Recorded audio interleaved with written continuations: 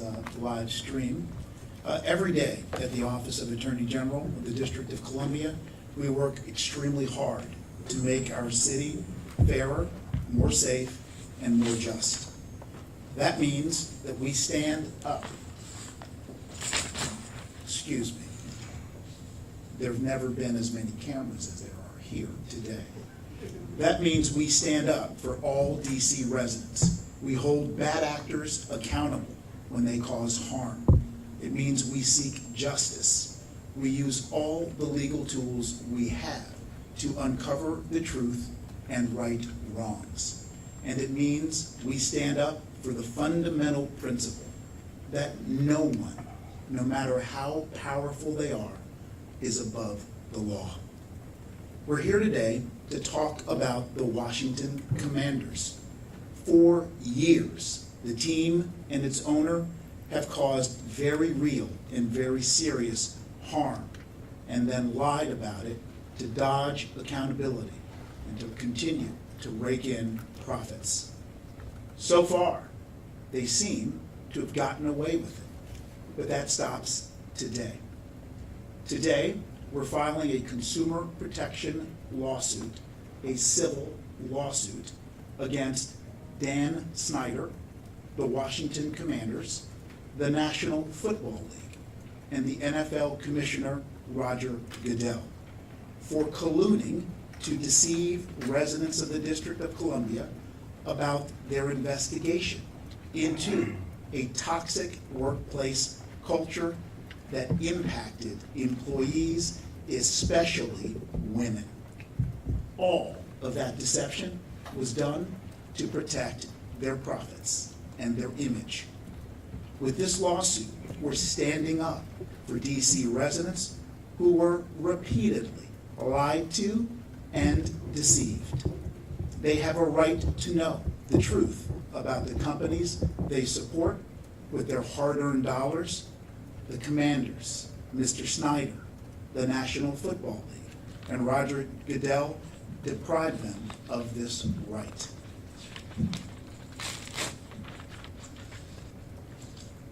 Since the fall of 2021, we've been carefully and thoroughly investigating the Washington Commanders and Mr. Snyder related to allegations of sexual harassment and workplace misconduct and the circumstances around the NFL's so-called independent investigation into these allegations.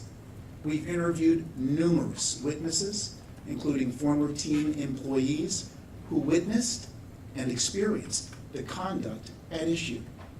We reviewed thousands of internal documents produced by the Commanders and the National Football League, including emails. What we found, what the evidence overwhelmingly established, what we will prove in court, is clear wrongdoing and violations of DC residents' consumer rights. The defendants lied about what they knew, and then they lied about what they were going to do about it, all in the service of protecting image and profit. First, we allege that Mr. Snyder lied to DC consumers when he denied knowing anything about the allegations of a hostile work environment and culture of sexual harassment. In fact, the evidence shows Mr. Snyder was not only aware of the toxic culture within his organization, he encouraged it and he participated in it. Mr. Snyder exerted a high level of personal control over everything the Commanders did, and his misconduct gave others permission to treat women in the same demeaning manner.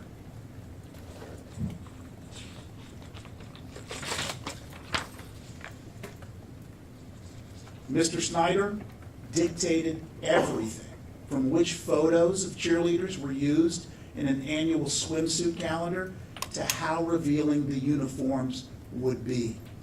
He directed his employees to create voyeuristic videos of partially clad cheerleaders from calendar shoots, from footage that the cheerleaders had no idea even existed. When Mr. Snyder was told about allegations of male executives and employees making unwanted sexual comments and propositions toward other employees, he was often dismissive. And you know the trick. He blamed repeatedly the victims. For example, when a longtime Commanders broadcaster was caught making inappropriate sexual comments, that's Mr. Michael, about a Commanders intern, Mr. Snyder shrugged it off, calling the man a sweetheart who wouldn't hurt anyone. In another incident, Mr. Snyder directed the firing of a cheerleader who had reported sexual misconduct by a player in order to minimize distractions from the players. There were no consequences whatsoever for the player who allegedly acted inappropriately. Despite all of the evidence of Mr. Snyder's knowledge of and participation in the hostile workplace culture, when news stories broke, Mr. Snyder falsely claimed he knew nothing about it. He did this in order to insulate himself from consequences, protect his image, and protect his profit. Mr. Snyder made public statements claiming he was unaware of these allegations until they surfaced in the media. He also claimed he had been too hands-off as an owner and allowed others to have day-to-day control over the team. These attempts to deflect attention away from himself and blame others do not stand the test of scrutiny. They're false statements designed to mislead the fans that Mr. Snyder needed to continue to make profits and to continue to burnish an image that was not squared off by the facts. Second, we allege that the National Football League and its commissioner, Roger Goodell, Mr. Snyder, and the Commanders misled the public about what was being done to address the allegations of harassment and the toxic culture that the Commanders maintained. They did all of this to hide the truth, protect their images, and let the profits continue to roll. In 2020, the Washington Post publicly reported a shocking broken team culture. One where sexual misconduct, harassment, and misogyny ran rampant for decades. Unsurprisingly, DC fans and the fans of the National Football League were outraged and wanted answers.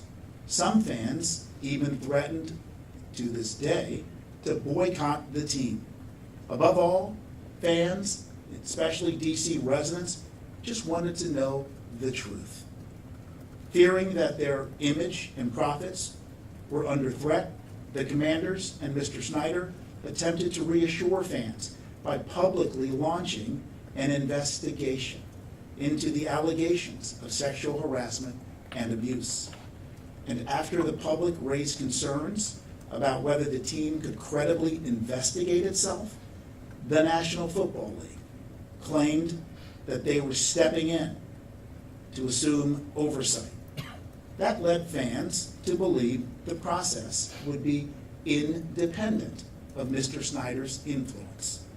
At the time, Mr. Snyder himself noted that this change in oversight would ensure, and I quote, "The results are thorough, complete, and trusted by the fans, the players, the employees, and the public." But this, of course, was all for show. In reality, the Commanders and the National Football League secretly entered into an agreement about the investigation that the public didn't know about. The public didn't know about the agreement that the National Football League and Dan Snyder entered into about the so-called independent investigation. This agreement enabled information about the investigation to be shared with Mr. Snyder and gave him the keys to determine what could and what could not be shared with the public. Furthermore, the National Football League turned a blind eye about the investigation to Mr. Snyder's attempts at preventing victims and witnesses from talking to investigators. The NFL even ignored Mr. Snyder's attempts to buy the silence of victims and witnesses through additional settlements and, of course, non-disclosure agreements. When the 10-month investigation was complete, the National Football League effectively buried the findings. The fans received a whopping 7 sentences, mostly reiterating what they already knew. So let's recap. We were led to believe that Mr. Snyder would not interfere with the independent, quote unquote, investigation. He did. We were led to believe that the public would not be left out of the process. We were. We were led to believe real change would happen. We're still waiting. I ask you, does any part of this investigation sound independent?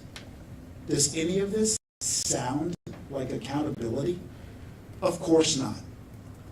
That's why we're suing Mr. Snyder, the Commanders, the National Football League, and the Commissioner, Roger Goodell.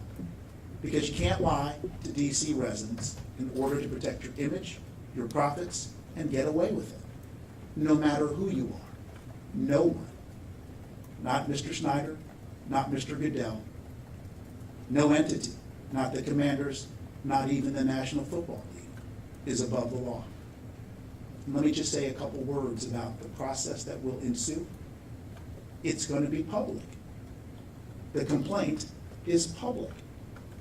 Pursuant to the laws of civil procedure, Mr. Snyder, the NFL, Mr. Goodell, the Commanders have every right to answer the complaint. They can seek to have our case dismissed. We will issue subpoenas. We will seek testimony under oath, deposition. I promise you, let me just give you a hunch. The deposition's not likely to occur on a yacht, but in a conference room in the District of Columbia.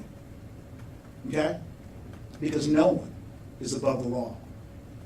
I want to thank my colleagues at the Office of Attorney General who have literally toiled for a year without any preconception or bias about what they would find.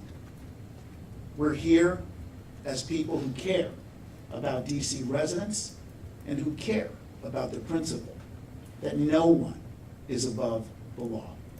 With that, I would love to have my colleagues who led the investigation and indeed the litigation come up. We're going to get to some Q&A. I'm sure there are going to be some excellent questions I hope that I can answer. If I cannot, I'll ask my colleagues to answer those questions to the extent that the questions are extremely specific and get into the weeds of the case. What I will ask each of you is to give us an opportunity to sit down with you and go through it, line by line. This is about public accountability. I'm happy to take your questions. Let me make sure my team, introduces themselves. Go ahead. Good afternoon. Alicia Linden. I'm the chief of the Civil Rights Section. An excellent lawyer. Good afternoon. Andy Mandrela in the Civil Rights Section. An excellent lawyer. Good afternoon. My name is Tony Towns. I'm also an assistant attorney general in the Civil Rights Section. Longtime native Washingtonian, a Washington football team fan, and a great lawyer. Questions, please? Mr. Attorney General? Actually, I thought they had a question over here first. Thank you, I appreciate that. How does the fact that you're leaving office impact the investigation and the lawsuit? I think it's a great question. Look, we've been at it, as I said, for 1 year. That's a lot of time in a case. The fact is that we had no choice based on our findings to file the lawsuit. I am leaving office at 11:59 a.m. on January 2nd. Brian Schwab is the AG-elect. Brian is quite capable. I expect that Brian, in the normal course will meet and sit down with these lawyers, that he will utilize his own team to evaluate what we're doing. I'm quite confident that this case is going to continue to move forward. Sir? Please provide your name and Sure, number. Ken Delanian from NBC News. Mr. Attorney General, what exactly are you alleging that the NFL particularly did wrong? Sure. The National Football League, as distinct from the Commanders and Mr. Snyder, and we did name Roger Goodell, the commissioner, as a defendant, because Mr. Goodell was intimately involved in the decision-making. What we're concerned about with respect to the National Football League is that they told the public that they were coming in to conduct an independent investigation. You'll remember that they essentially had the investigator who was hired, Beth Wilkinson, report to them. They have statement after statement about accountability, and we know that there was no accountability. We know that pursuant to an agreement with Mr. Snyder was given access to information, and that Mr. Snyder, at the end of the day, determined, along with the NFL, what little you all and we know about the investigation. That is a violation of law in the District of Columbia under our Consumer Protection Act, and I look forward to holding Roger Goodell and the National Football League accountable. And do you believe that the current investigation by former U.S. Attorney Mary Jo White is also a compromise? I don't know about that investigation. That investigation has been going on for a long time. I respect Ms. White, having worked with her on numerous matters, and we'll see. The proof, as they say, is in the pudding. Can you help me in terms of identifying folks? I'm Harris with Washington Times. Mr. Racine, what did you make of the chief's statement yesterday that he called for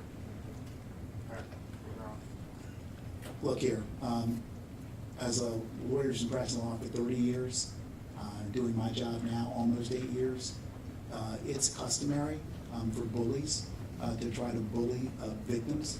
It's customary for bullies to try to bully even public servants. I looked at that comment candidly. It wasn't surprising. I held my fire because I knew that the public would catch our back. And boy, oh boy, on social media, I'm told, I don't read social media, did the public catch our back. What Mr. Snyder sought to do is what he does all the time. Deflect attention from his own misconduct, impute motivation or intention onto someone else, here, the AG, in other instances, the victims, and otherwise try to burn the bridge and trash the city. That's not going to happen here. Thanks for the question. John Bell with WTOP Hey, John. Radio. A lot of this, I guess, is alleged to have occurred, I guess, in Virginia. The team plays in Maryland. They're based in Virginia. How do you have standing for a lot of things that didn't necessarily happen in the district? It's an excellent question. And I just really want to bring you in a little bit to the law. So, the lawsuit that we're filing today is a consumer protection civil lawsuit. Quite notably, and somewhat regrettably, it is not a civil case that is vindicating the victims who allege, and our evidence demonstrates this, sexual harassment. It's not a civil rights case. And the reason why we couldn't bring that is because indeed, as you asked, the facts, the conduct occurred in Maryland and Virginia. And I would invite the legal authorities in those jurisdictions to stand up for the victims and investigate that matter. Thanks for the question. Mr. Aldridge. Hi, David Aldridge with the Athletic. Can you tell us specifically what laws you're alleging have been violated? Sure. The District of Columbia, not unlike any other jurisdiction or state, has a Consumer Protection Act. The Consumer Protection Act in the District of Columbia is the envy of many, many jurisdictions. because it is broad. And what it covers is any material misstatement that a merchant or business makes that could impact consumers in the District of Columbia. Now, I know that there are many Marylander fans, more power to them, and Virginia fans. But you know, Mr. Aldridge, that DC, except for the haters and the Cowboy fans, is all about the Washington football team. I grew up here too. And on a Monday morning after a loss, it was miserable. Nowadays, people don't even know who won or lost. So the Consumer Protection Act is all about DC residents' right to be told the truth, especially when you're selling goods or services to them. Thank you. Help me out here. Clinton Yates, ESPN. What do you realistically expect to gain out of all this in terms of what a resident can walk away with saying they think is a win after the things you stated are things that people either A, believe to already be true, or C, are true? Accountability, sir. Public accountability for wrongdoing and creating a misogynist and toxic workplace. I don't believe to date there has been public accountability in a court of law where the allegations concern very serious violations of wrongdoing, where they're real victims.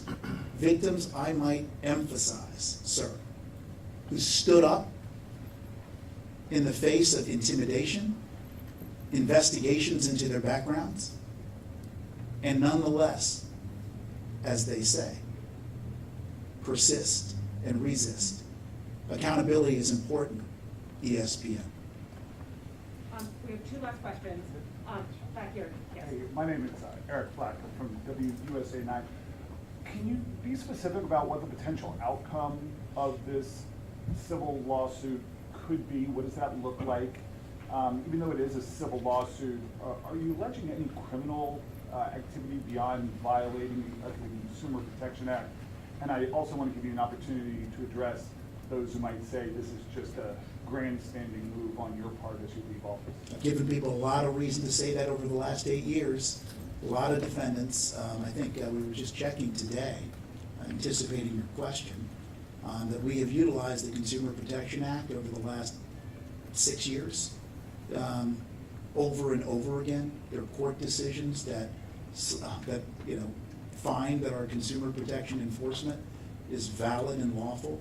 Defendants have returned $125 million to district residents through restitution, payments, and penalties. We think it is damn important that there be accountability. And we're bringing this lawsuit not as a criminal matter because we don't have criminal jurisdiction over adults. We're bringing this matter as a civil matter in a court of law with a fair process for the defendants so that the public might have a sense of accountability. Again, no one is above the law. Your neighbor, please. Juliette McCurr with the New York Times. Can you just describe what you mean about accountability in terms of, what it really means for the NFL, the Commanders and Dan Snyder? I mean, are they going to open up their purses for the DC residents, or can you just really explain the details Sure. of what you mean? So under the Consumer Protection Act, in terms of monetary penalty, to the extent that lies have been uttered for each misstatement, that's $5,000 maximum fine. It racks up pretty, easy and exponentially, if you will. Again, I think the public needs to know about an incredible product that I spend a lot of time watching, the National Football League. It needs to know that when the National Football League tells you that ethics matters, that honesty matters, that treating people fairly in a workplace matters, that there will be accountability, that there actually is accountability. So just a quick follow-up, when you mean $5,000 per misstatement, is that public misstatement or what is that exactly? And how much is, Sure. what does exponentially mean? Yeah, this is, I mean, if you want to I sit have a down, we can calculator. do the math with calculators. I think it's going to be a lot of zeros. Just go back and take a look at the suits we brought. We brought a suit, oh my goodness, just a few weeks ago, that resolved itself for $10 million. It's housing discrimination and consumer protection violations. I'm not going to value this case right now. What I am going to say is this case is going to require depositions, sworn testimony, and accountability from some of the most powerful men and organizations in the United States of America. And that's doing the right thing. But no specific damages that you're asking. I'm not, I haven't calculated the damages to the penny. I'm happy to sit down with you and you bring your calculator, we'll bring ours.